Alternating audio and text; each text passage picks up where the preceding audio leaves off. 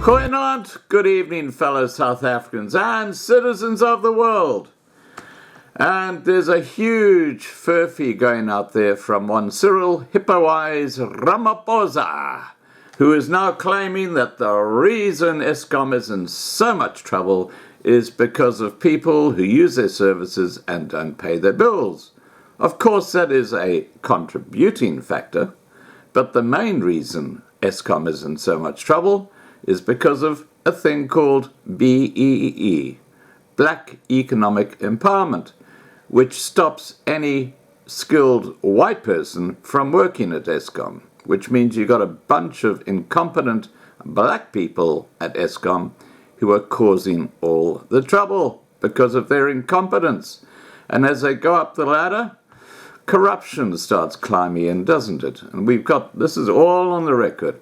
Look at state capture. Look at the Guptas.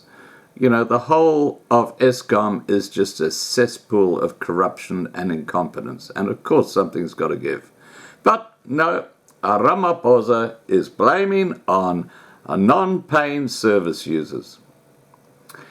President Cyril Ramaphosa said that the state-owned power utilities' financial position remains untenable and urged non-paying citizens to change a culture of non-payment and settle the huge amounts owed to the cash-strapped producer. Of course, what he doesn't talk about is the ANC's 25% ownership of Hitachi, which created the suspect and crappy boilers that are now causing all the problems at the two new power plants in South Africa.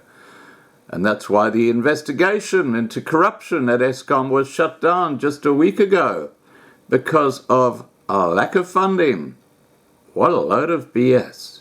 They were just getting a bit too close to the bone. That's what was actually happening. Anyway, getting back to the story here. As a result of ANC incompetence, Eskom has a 450 billion rand mountain of debt and is surviving on state bailouts after massive cost overruns at two partially completed coal-fired power plants. Thank you, ANC and Hitachi. South Africa endured 4 days of controlled blackouts last week to prevent total collapse of the grid. Power shortages and policy uncertainty have damped economic growth and plunged business confidence to multi-decade lows. The sheer scale of Eskom's debt is daunting, Ramaphosa said in a statement on Monday. Further bailouts are putting pressure on an already constrained fiscus. South Africa will soon announce the appointment of a permanent CEO for the utility and shortly release a special paper on the path that the CEO and strengthened board should take, he said. Well, I know the answer to the Eskom woes. Just get it off BEE. Get some competent white people, white engineers in there, a white CEO.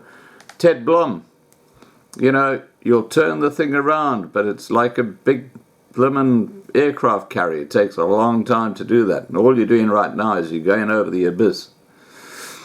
Eskom is owed just 23.5 billion rand by defaulting municipalities, a figure that keeps increasing, and huge amounts of money by individual users, Ramaphosa said.